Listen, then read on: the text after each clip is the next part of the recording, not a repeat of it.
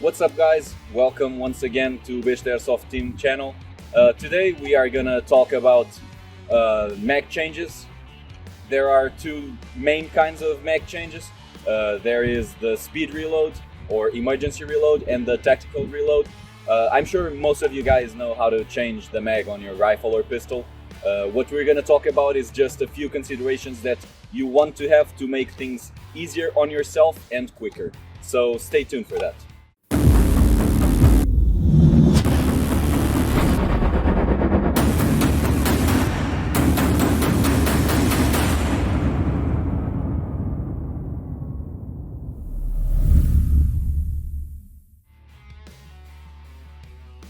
Okay guys, about the speed reload or emergency reload, as you may know, this is, I think, the most common used in a firefight, because you have to make sure when you're out of ammo, you have to make sure that you are ready as fast as you can to engage the target again. So even if you have a cover, it's an emergency reload because you want to get back to the firefight as quick as possible.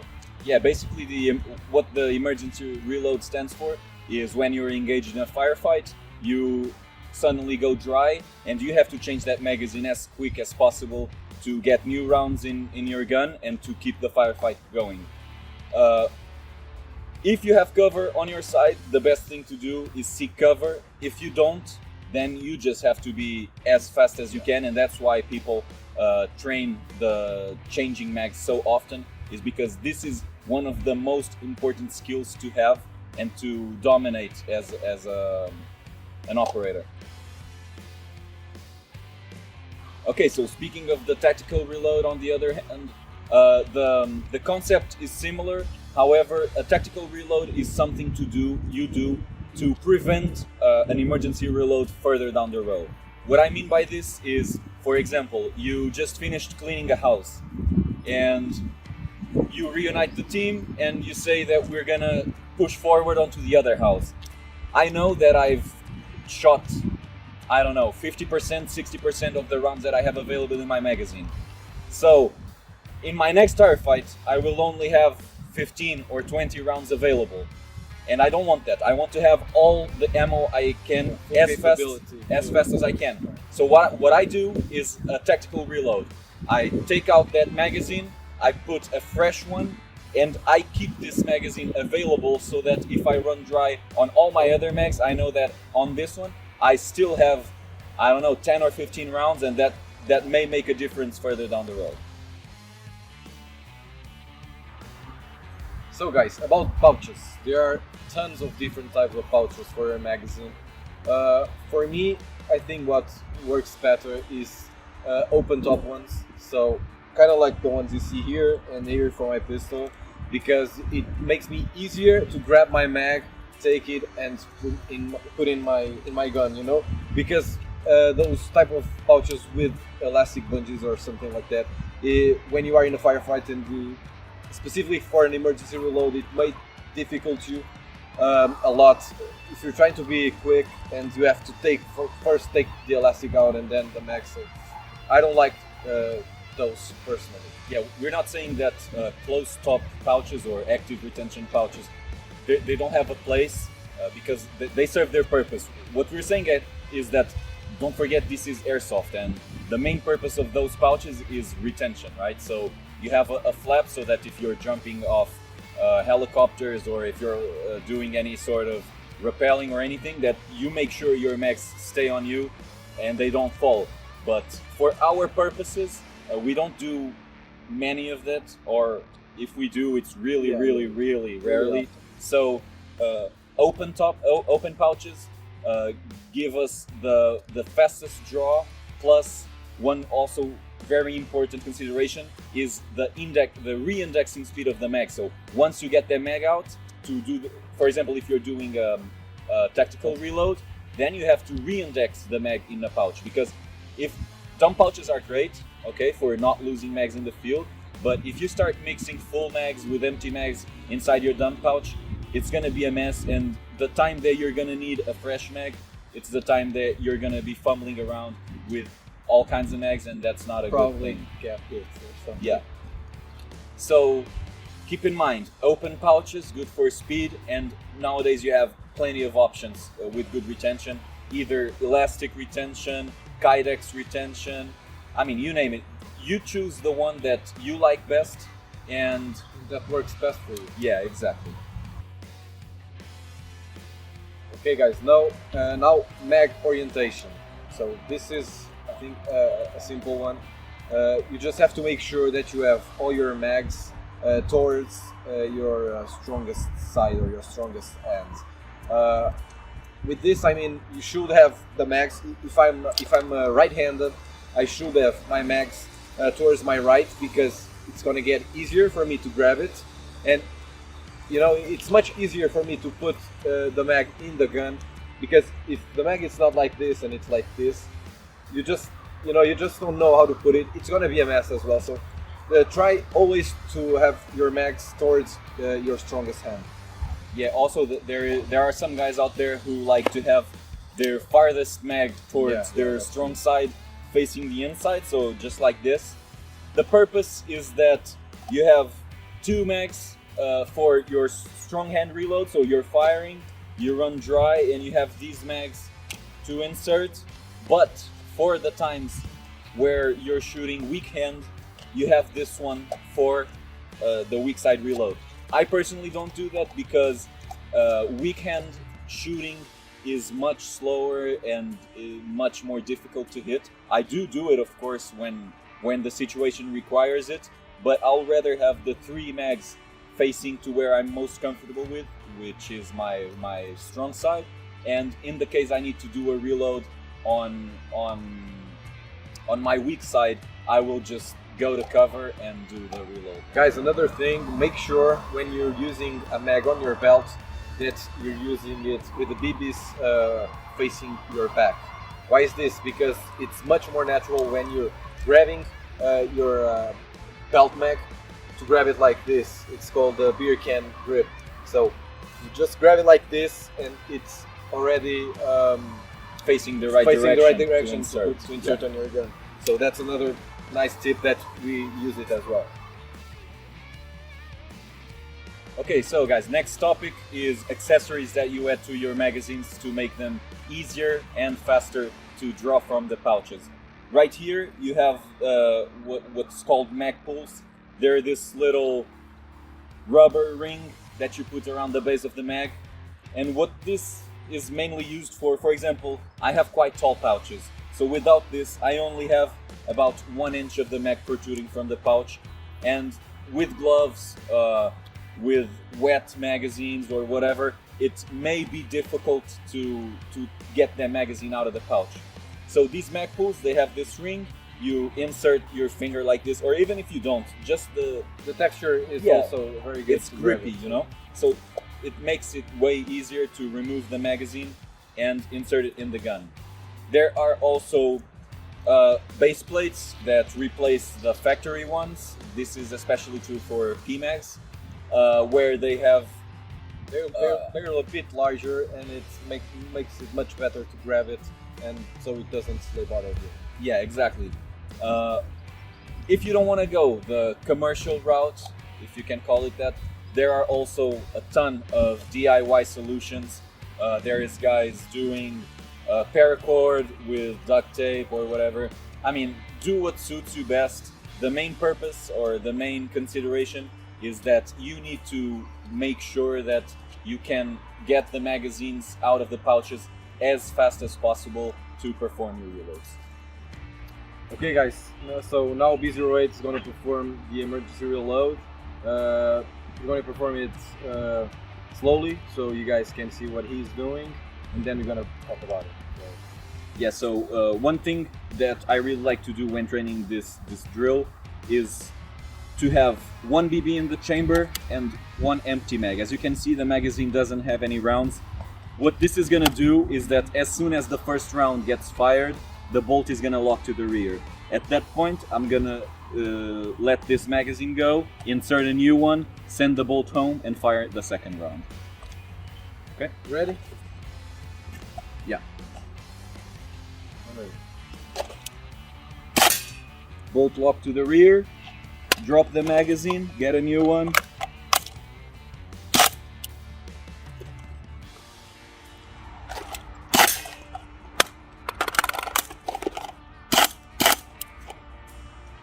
Okay.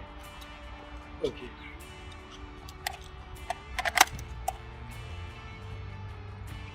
Okay guys, so this was the emergency reload. A couple things to keep in mind. The first one, when you're changing the mag, you want to keep the rifle in what's called your workspace. It's not mandatory that you're always looking at the target and you do everything without looking at your gear or your rifle. What is important is that you keep the gun in a position in which, even if you are looking at it and your gear, your peripheral vision still is aware of what's happening, because it makes no good that I'm looking at the target but then I don't have control of what I'm doing, right?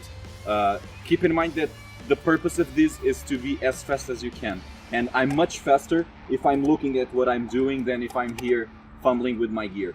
So it doesn't hurt it to look at it and not look at your target, but keep in mind that you must have everything in your workspace to keep your peripheral vision aware of what's happening downrange. Yeah, even like if you're looking to your gear, but you are in a position like if kind of an high ready or something like this, when you are finished changing your mag, you will be able to get back to the target as fast as well. So if you're not looking and you are here searching for everything and not fitting your mag well, you're gonna lose a lot of time. And if you do your change very fast, you're done and you are able to engage your target again very quickly, it's much better. So don't worry if you still need to look at what you're doing. Yeah, this is also a situation for those guys who say that they always do the low ready first. This is a situation if these are, I would say, mid-weight rifles. Rifles with longer barrels, when you have a suppressor, they become really front heavy, and you can't do because you're just not strong enough to hold the rifle. So what guys do is tuck the buttstock under the armpit, and here you just do everything much easier, and then you punch the rifle forward to do the shot.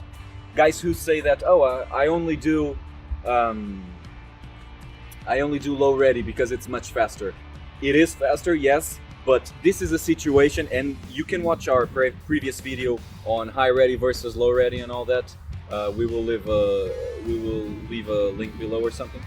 This is a situation where if you want to tuck the buttstock under your armpit to make things easier, keeping in mind to keep the rifle and everything in the workspace. Once you are finished, you punch the rifle forward, reacquire your shooting position, and fire the shot. Okay guys, so as we talked about a little earlier in the video, what B09 is gonna do now is a tactical reload.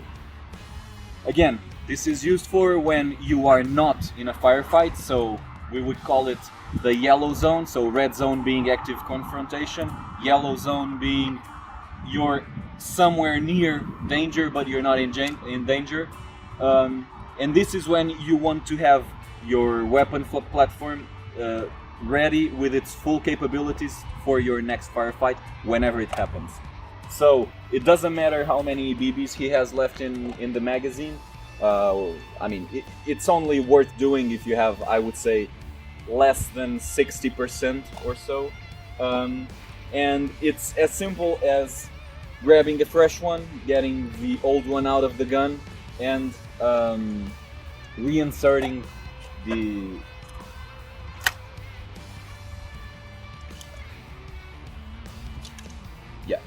just like this.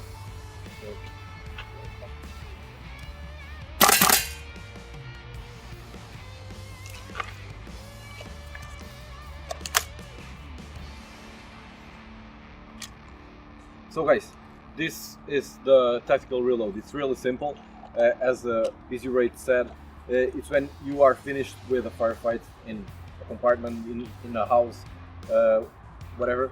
When you are finished and you have to go to another place to still engage other targets or something like that, you have to make sure that you won't need to make an emergency reload. So as you could see, the way I like to do it, it's the L shape.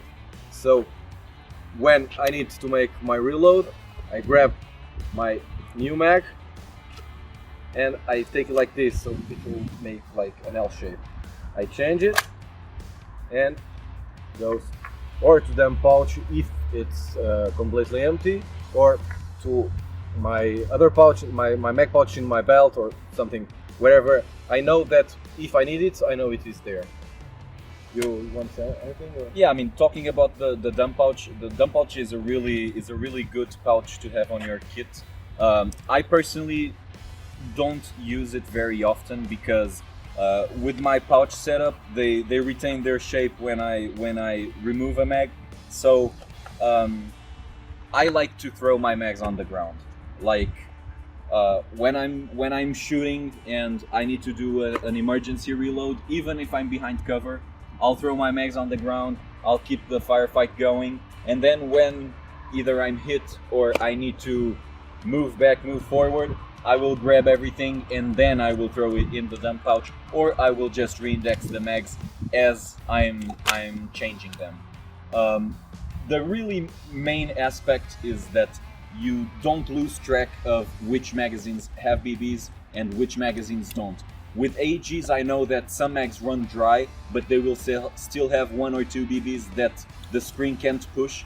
And at that point, if you run an AEG, you will run into the issue of thinking you're inserting a full mag, and then you present yourself to shoot a threat, and the mag is dry. It only has 1 BB on the top that the screen couldn't push, and then you get hit. It's not a good situation. So, long story short, keep track of where you put your empties and where you put your fresh ones to avoid these kind of situations.